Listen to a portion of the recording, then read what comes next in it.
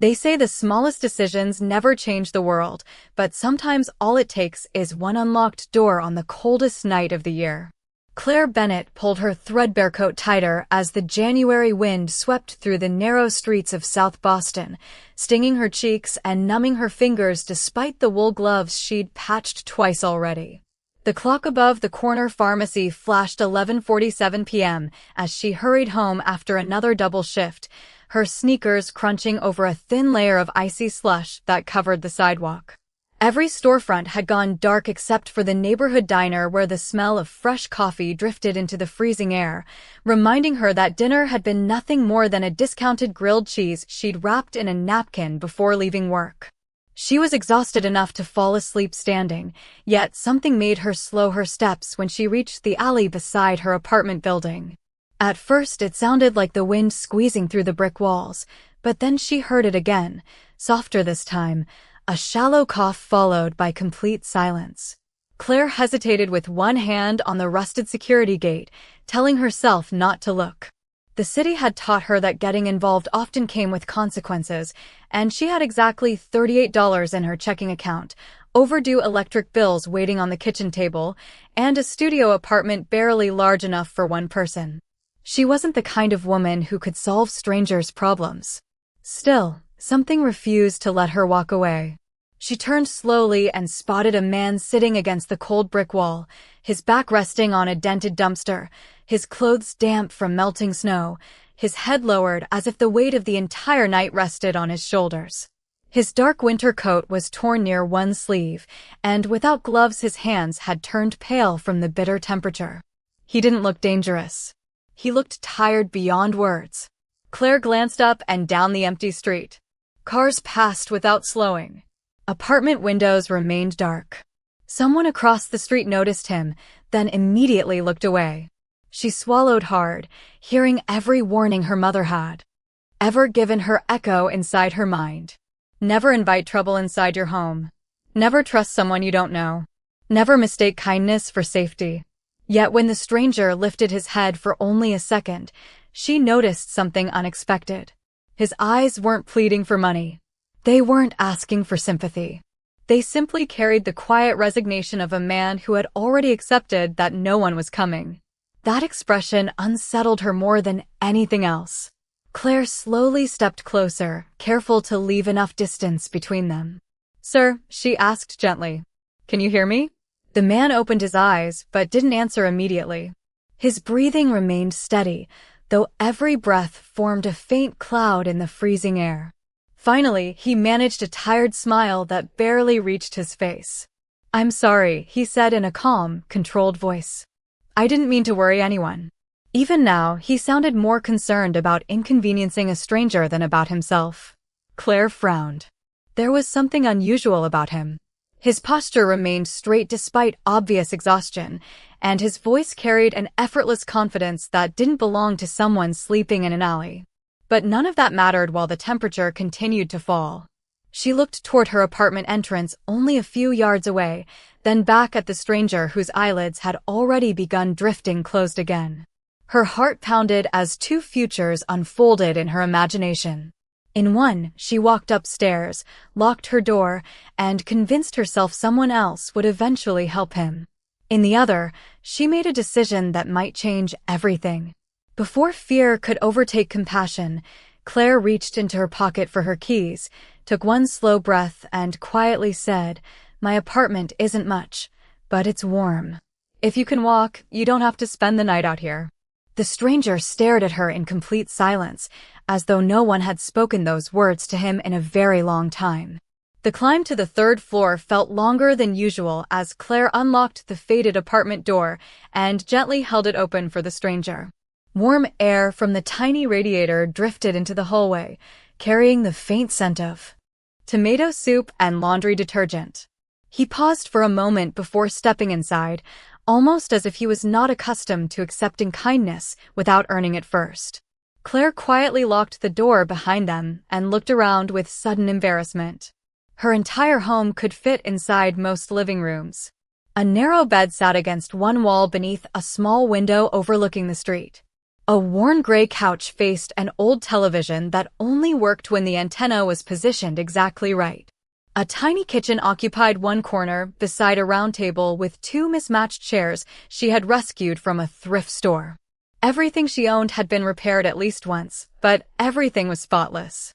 She believed that dignity had nothing to do with money. "I am sorry," she said softly.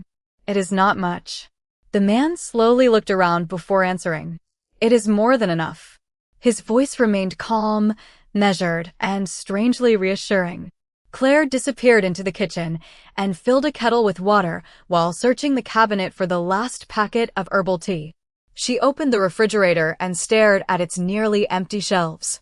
Half a carton of milk, a few eggs, butter, the container of soup she had planned to stretch into tomorrow's lunch. Without hesitating, she poured it into a small saucepan and placed it on the stove. Her grandmother had always told her that food tasted better when shared, especially during difficult times. Behind her, the stranger remained standing until she pointed toward the couch. "Please sit down before you fall over." He obeyed without argument, lowering himself carefully onto the cushions. Even exhausted, he moved with remarkable control, every motion deliberate instead of careless. Claire noticed the expensive stitching on what remained of his coat and the quality of the leather shoes now stained by dirty snow. They had clearly belonged to someone who had once taken excellent care of them. Nothing about him fit together. His clothes suggested wealth. His situation suggested the opposite. She handed him a clean towel and an old wool blanket from the closet. "You can dry off a little," she said. "The heat takes forever to reach this room." "Thank you," he replied, accepting both with genuine gratitude instead of awkward pride. As the soup slowly simmered, silence settled comfortably between them. Outside, wind rattled the loose window frame while an ambulance siren echoed somewhere across the city before fading into the distance. Claire finally placed the steaming bowl on the small coffee table with 2 slices of toasted bread. "It is simple," she admitted, "but it should help you warm up." The stranger looked at the meal for several seconds before lifting his eyes toward her. "When was the last time you ate?" The unexpected question caught her off guard. She smiled lightly and shrugged. "At work." It was technically true, even if that meal had barely filled her stomach. He seemed unconvinced, but said nothing more. Instead, he picked up the spoon, paused, and quietly said, "I will never forget this." Claire offered a polite smile, assuming those were simply words spoken by someone grateful to have escaped the bitter cold. She could not have known that before sunrise, those words would carry far more weight than either of them could possibly imagine. Claire insisted that he finish every last spoonful before asking another question, and to her surprise he did, eating slowly instead of rushing as though every bite deserved appreciation. The room settled into a peaceful silence broken only by the soft ticking of the old wall clock and the occasional hiss from the radiator struggling against the winter cold.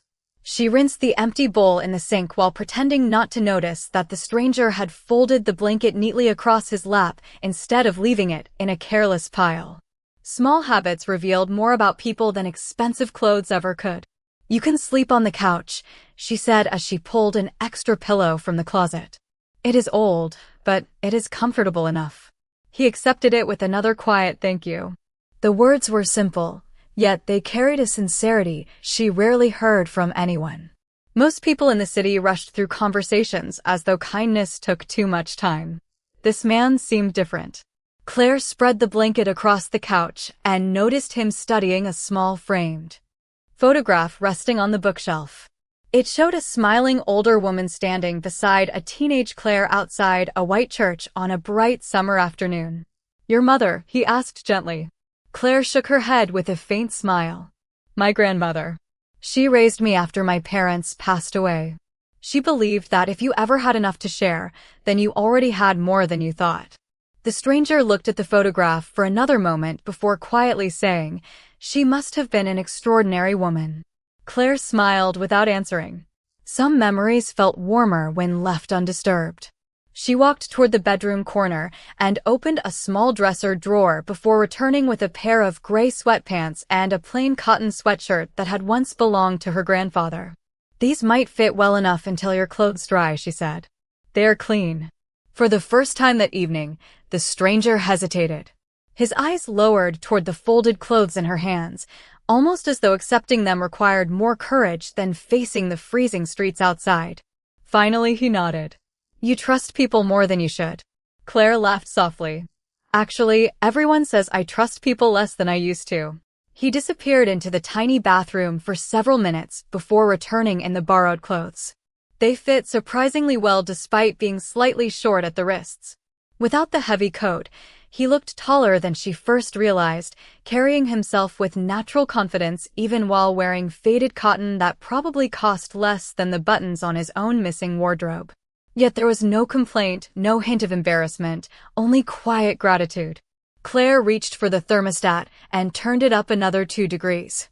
"The electric bill is going to complain tomorrow," she joked, "but tonight it can wait." A genuine smile crossed the stranger's face, brief but unmistakable, transforming the seriousness that had shadowed his expression all evening. It was the first time she realized he was probably close to her own age. As midnight slipped into early morning, fatigue finally settled over both of them. Claire switched off the kitchen light, leaving only the soft glow from the lamp beside the couch. "Good night," she whispered before stepping toward her bed. "Good night, Claire," he replied. Hearing her name spoken so calmly in the quiet apartment somehow made the room feel less lonely than it had in years. Moments after the lights went out, a faint vibration disturbed the silence. Somewhere inside the stranger's damp coat hanging beside the heater, a phone had begun to ring. It stopped after only 2 seconds, then rang again almost immediately, followed by another call, and then another, until the tiny apartment felt strangely filled with questions that neither of them was ready to answer. Claire opened her eyes before she realized what had awakened her. The apartment was almost completely dark except for the pale orange glow of the streetlight filtering through the thin curtains. The old wall clock read 2:18 in the morning. For a moment everything was still, then the faint vibration returned. Buzz. Silence. Buzz. Silence. The sound came from the stranger's coat hanging beside the heater. She lifted her head slightly from her pillow and saw that he was already awake. Sitting quietly on the couch, he watched the coat without making any effort to reach for it. Another vibration echoed through the tiny room. His expression never changed. It was calm, focused, almost disciplined, as though ignoring the calls required more determination than answering them. Claire finally whispered, "Someone seems worried about you." He looked toward her and offered a polite smile that carried more gratitude than explanation. "Perhaps," he answered softly. "Or perhaps they're only looking for answers." The phone vibrated again. This time the screen briefly illuminated the room before fading back into darkness. Claire could not read the name from where she lay, but she noticed that the display was filled with missed calls. Dozens of them. She expected him to get up immediately, yet he remained exactly where he was. "You are not going to answer?" she asked. He slowly shook his head. "Not tonight." His response was so quiet that it almost disappeared beneath the hum of the radiator. Claire did not press further. She had learned years ago that every person carried stories they revealed only when they were ready.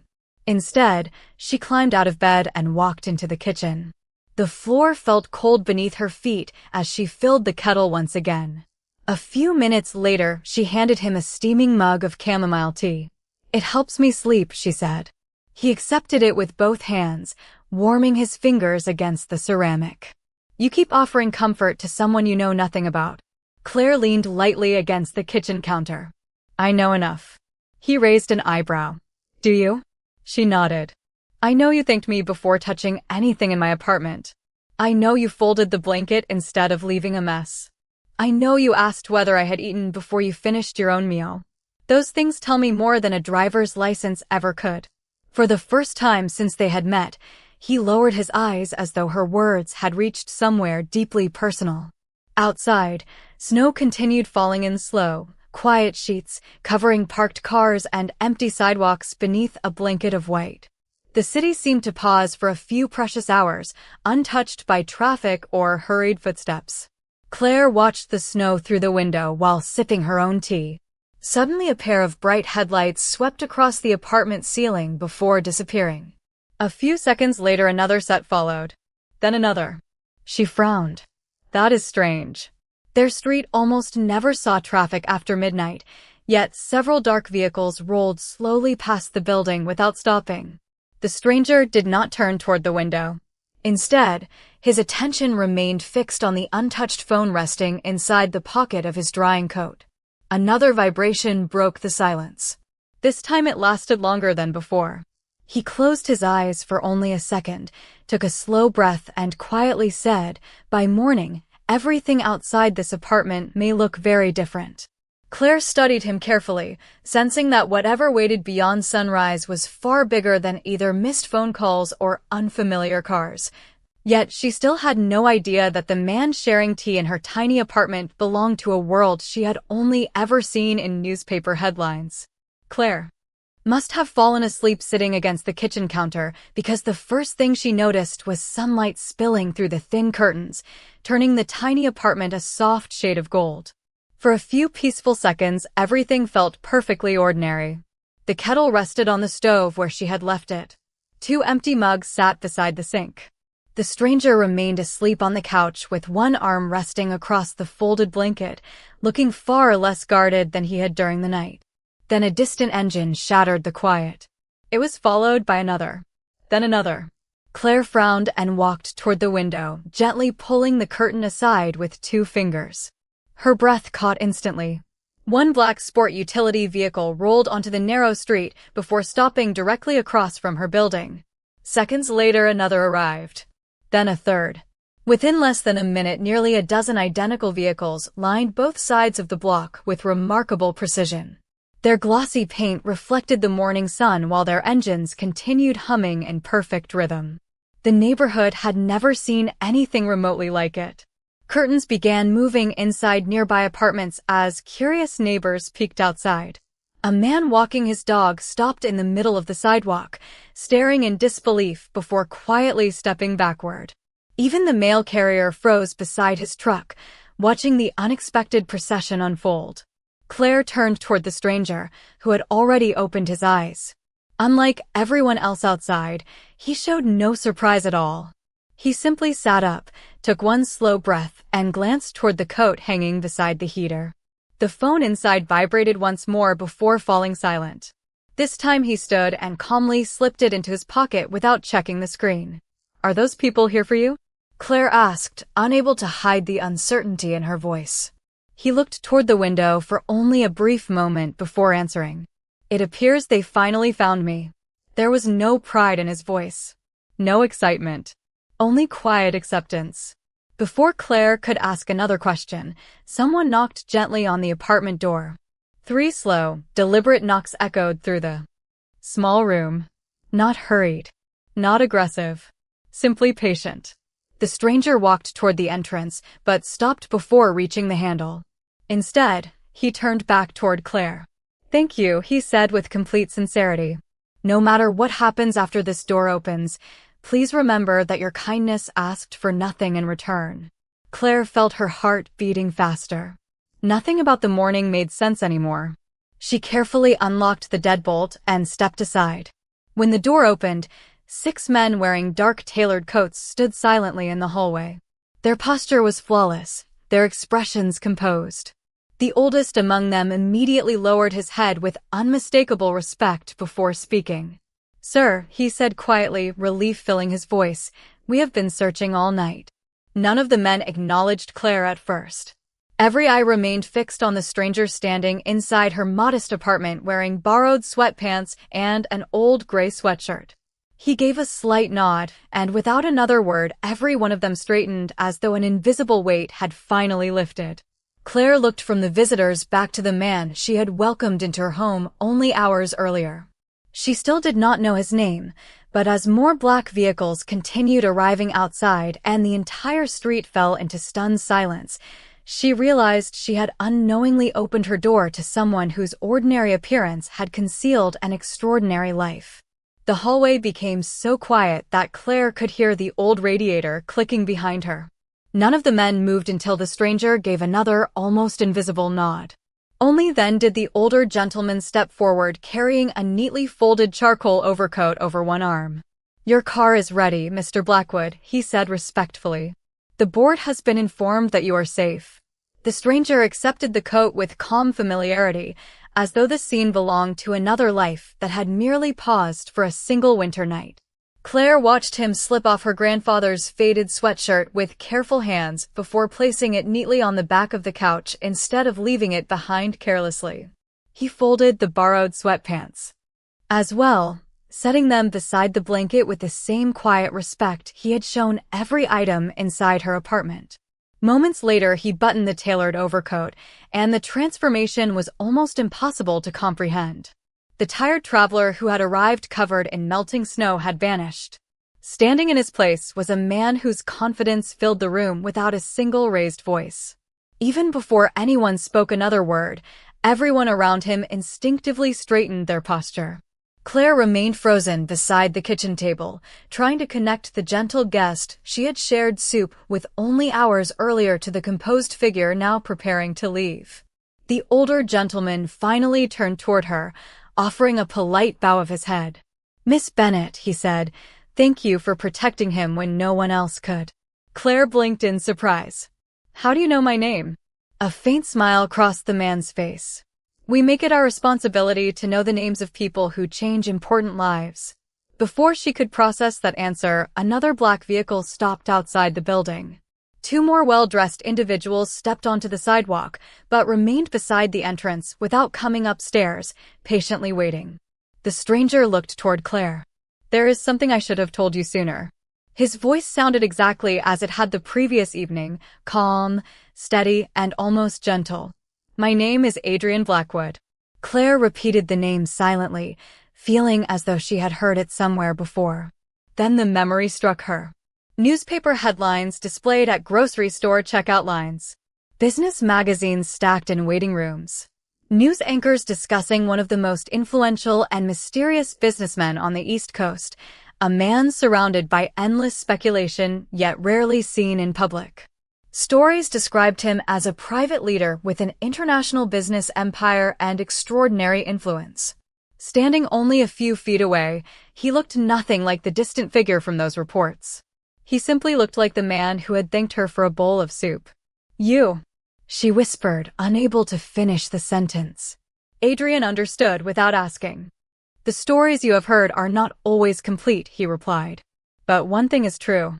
Many people know my name. Very few have ever treated me as though it did not matter." Claire searched his face for signs that the previous night had been some elaborate test, yet she found none. Every expression reflected sincere gratitude instead of calculation. Adrian reached into the pocket of his overcoat, but stopped before taking anything out. After a brief pause, he withdrew his empty hand again, as though deciding that money would diminish what had happened inside this tiny apartment. He smiled quietly instead. "Last night you saw a stranger who needed warmth," he said. "You never asked what I owned, what I could give you, or what others thought of me.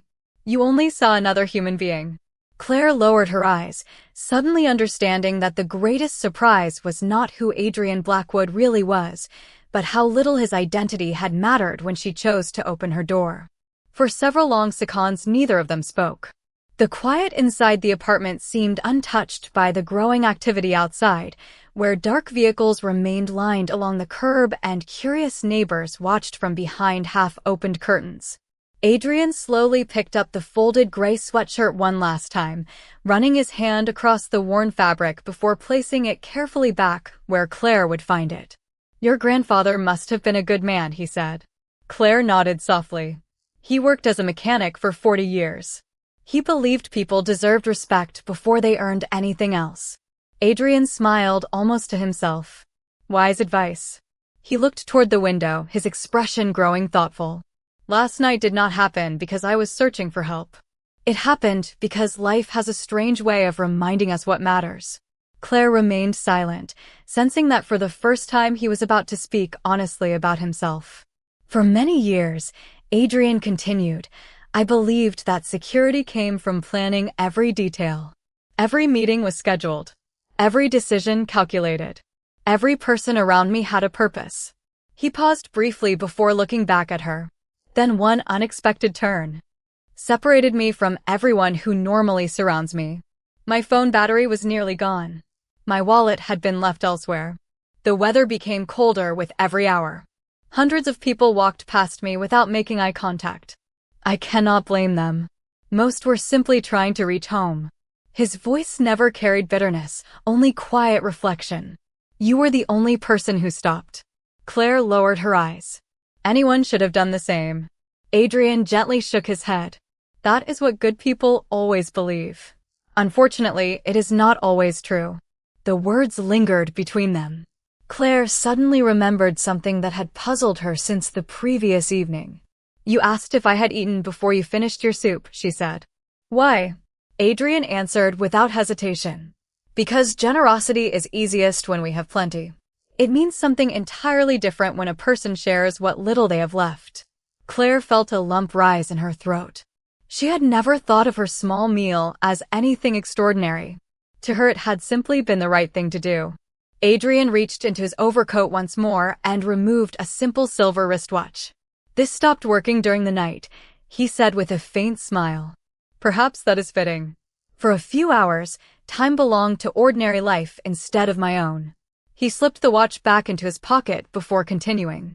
People often assume influence changes the value of kindness. They believe generosity is directed toward titles, wealth, or reputation. Last night reminded me that genuine compassion notices none of those things. Outside, another light snowfall began drifting through the morning air, softening the sharp outlines of the waiting vehicles below. Adrian walked toward the apartment door, but stopped with his hand resting on the handle. Without turning around, he quietly said, "There are people in my world who spend years trying to earn my trust. You accomplished it without even knowing my name." Claire smiled gently. Maybe because I was never trying to earn anything. Adrian finally turned back toward her, and for the first time since sunrise there was unmistakable emotion in his eyes. Exactly, he replied.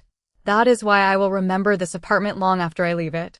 As he opened the door, the men waiting outside immediately stepped aside, leaving a clear path without saying a word, while Claire stood in the center of her tiny home realizing that the greatest distance between two people was never measured by wealth or influence, but by whether someone chose compassion before judgment. Adrian stepped into the hallway, but before the waiting men could escort him downstairs, he paused once more and looked back at Claire.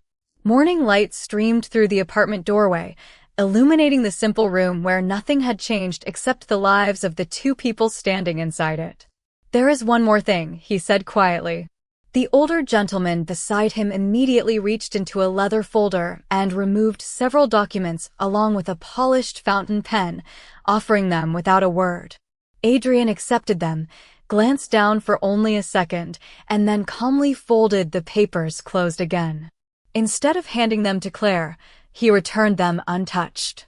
Every person in the hallway appeared surprised. Sir, the older gentleman asked carefully.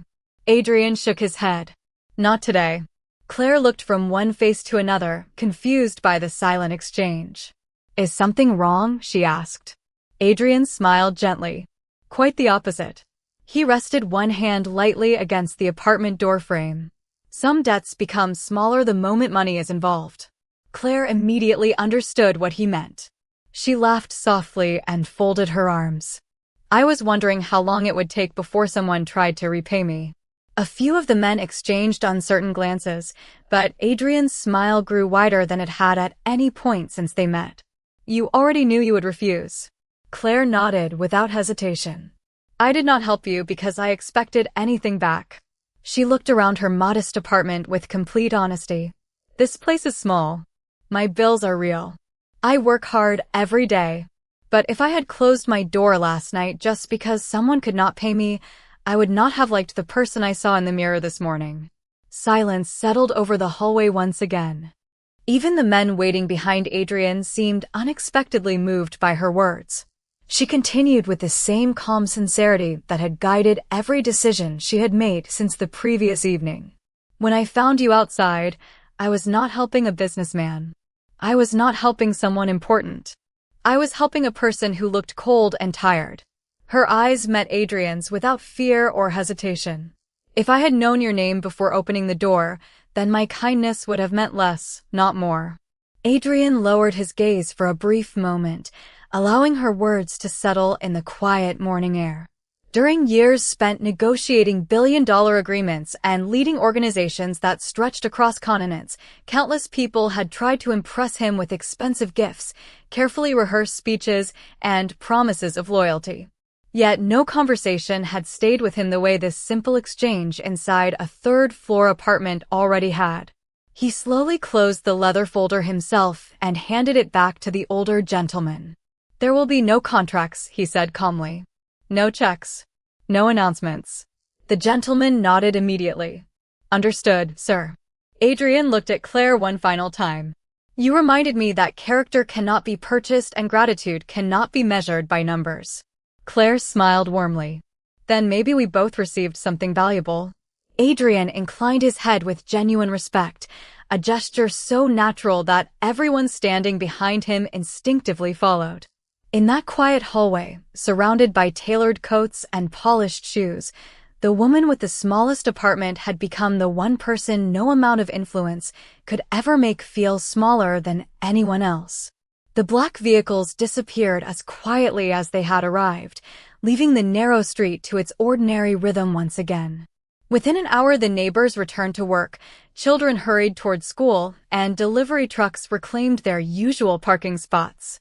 Only Claire remained standing by the apartment window for a few moments longer, wondering whether the previous night had been real or simply an unforgettable dream carried away with the falling snow.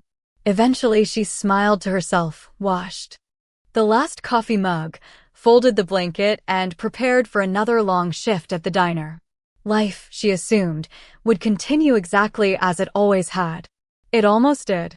Days passed without unexpected visitors or mysterious phone calls. Claire continued greeting customers with the same warm smile, refilling coffee cups, wiping tables, and walking home through the same familiar streets. Then one quiet Tuesday morning, her manager hurried across the restaurant holding a sealed envelope with Claire's name written neatly across the front. "Someone dropped this off an hour ago," he said. "No return address." Inside, she found only a handwritten note on thick cream-colored paper. There was no company logo, no signature beyond a single name. It simply read, "Thank you for reminding me that the strongest foundation any person can build is character. Please continue living exactly as you already do. The world needs more people like you. Adrian." Nothing else accompanied the letter. No check. No contract. No extravagant promise. Claire smiled softly, folded the note, and slipped it into her apron pocket beside the photograph of her grandmother. Somehow that simple message meant more than any expensive gift ever could.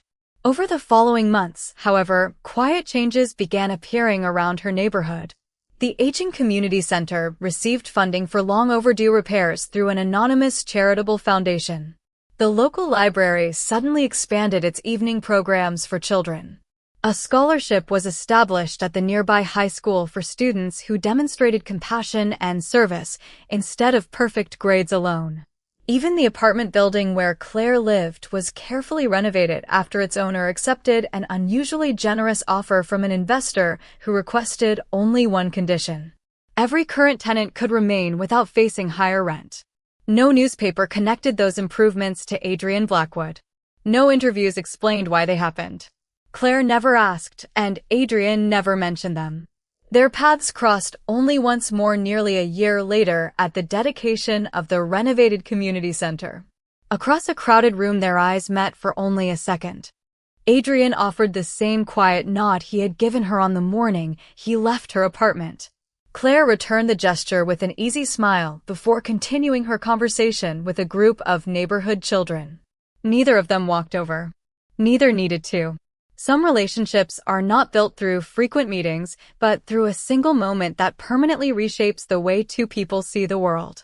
As the afternoon sunlight filled the restored building with warmth and laughter, Adrian understood that the greatest lesson of his life had not come from a boardroom, a financial empire, or years of influence. It had come from a tiny apartment where a young woman with very little chose compassion before curiosity and kindness before judgment. And on that cold winter morning, without seeking recognition or reward, Claire Bennett quietly reminded one of the most powerful men in America that true dignity is never measured by wealth, reputation, or status, but by the simple choice to see another human being as worthy of warmth before knowing anything else about them.